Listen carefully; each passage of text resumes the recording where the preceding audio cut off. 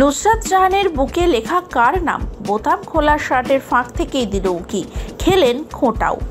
পরনে সাদা শার্ট, ভেতরে আকাশী অন্তর্বাস, চোখে রোদ চশমা, ক্যামেরার দিকে তাকিয়ে হাসি মুখে ভিক্টরি সাইন দেখিয়ে পোজ দিচ্ছেন নুসরাত জাহান। ছুটির মেজাজে ছবি দিতেই ফের কুকথার ভিড় অভিনেত্রীর পোস্টে। তবে নজর কাড়ল টলিপাড়ার নায়িকার শার্টের ফাঁক দিয়ে উকি দেওয়া ট্যাটু। কার নাম লেখা নুসরাতের বুকে? ইয়াশ নয়, নিখিল জৈন নয়। টলিউড ফিসফাস বলে ওই ট্যাটু ঘিরে নাকি লুকিয়ে আছে নায়িকার কিশোরী বেলার গোপন অতীত। তাতে লেখা ভিক্টরি, কিন্তু আগে নাকি সেটা ছিল ভিক্টর। কানাঘুষো শোনা যায় নুসরাতের শৈশবের বিশেষ বন্ধু ভিক্টর ঘোষের নামই নাকি একদা জলজল করত তার বুকে। এওরোটে ছিল ভিক্টরকে নাকি বিয়েও করেছিলেন তিনি। পরবর্তীতে ভিক্টরের সঙ্গে তিনি বাড়তি ওয়াই যোগ করে ভিক্টরি করেছেন, শোনা যায় এমনটাই।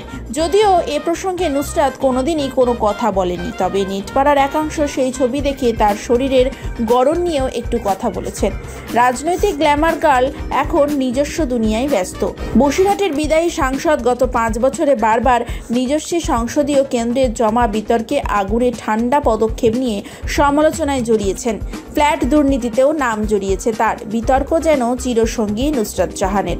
তবুও তিনি ডোন্ট কেয়ার, বারবার নিজের শর্তেই চলেছেন। চলতি লোকসভা ভোটে অভিনেত্রীর নির্লিপ্ত থাকা নিয়েও গোড়ার দিকে কম কটাক্ষ করেনি বিরোধী শিবিরগুলো।